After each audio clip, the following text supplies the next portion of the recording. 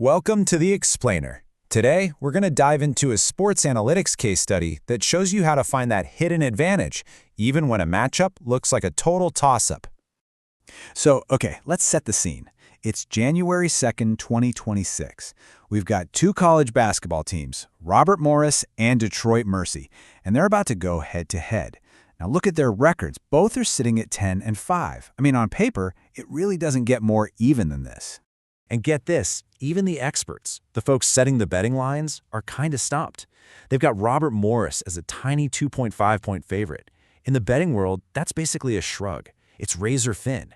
Which brings us to the big question, right? Is this thing a genuine coin flip, or is there something crucial that those simple win-loss records are hiding from us? That's what we're here to figure out. To crack this, we need a plan. We can't just stare at the records. We've got to go deeper and look at the underlying structure of how these teams actually play the game. You know, relying only on wins and losses can be super misleading. It's really just the tip of the iceberg. The real, sustainable advantages, the stuff that happens game in and game out, that's where the story is. The tool we're going to use for this investigation is a proven framework called the 4 factors. It's awesome. Instead of just looking at points, it breaks a team's performance down into the things that actually win games. How well you shoot, whether you protect the ball, if you control the rebounds, and if you get to the free throw line. Simple. So here's our game plan. It's a simple 3-step process. First, we're going to normalize the data, just to make sure we're comparing apples to apples. Then, we'll put these two teams head-to-head across those 4 factors. And finally, we'll zero in on the key outliers, the differences that really matter. All right, enough talk. With our plan in place, it's time to roll up our sleeves. Let's dive into the data and see what we can find. And wow, okay, right away the picture gets a whole lot clearer. So look at the top 2 factors here, rebounding and free throws. They're pretty much a wash. The differences are marginal, maybe situational at best. But just look at the bottom 2 rows.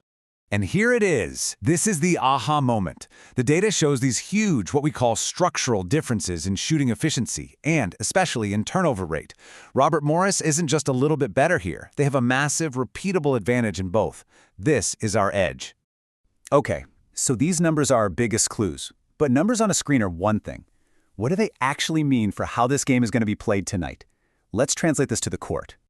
Seriously, what does a turnover advantage actually look like when the players are out there? Let's turn this statistical edge into something we can actually picture.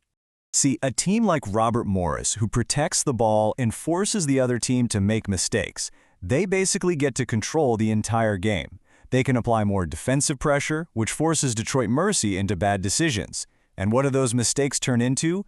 Easy baskets in transition. Ultimately, it means Robert Morris gets to dictate the pace of the whole game.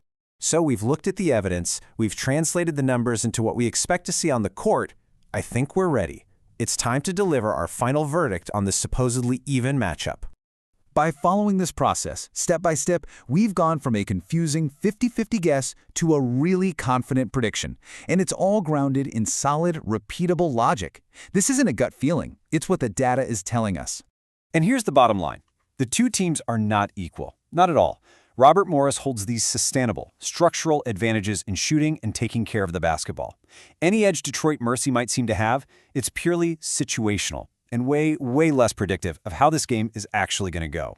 So this whole case just proves that the real edge is often not in the record you see on the surface, but in the data that's hidden underneath. Which leaves me with one final question for you. The next time you see a matchup that looks perfectly even, are you looking deep enough to find the real advantage?